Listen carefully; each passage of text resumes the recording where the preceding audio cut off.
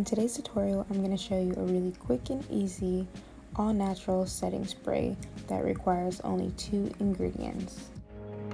What you'll need for this is an empty spray bottle container. I have a small one, I got it from Walmart for like $1, and 2 ingredients, which is aloe, which I blended up and put in a small container, and water.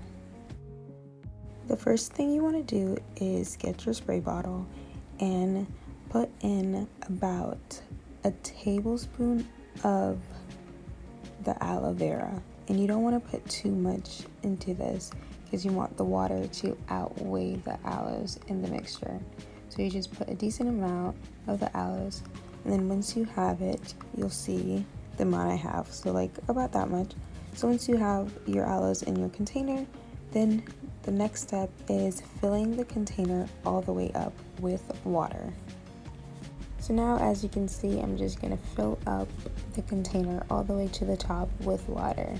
And once I do that, I'm going to pop on my cover and I'm going to shake it up to make sure that the aloe vera and the water is distributed within each other.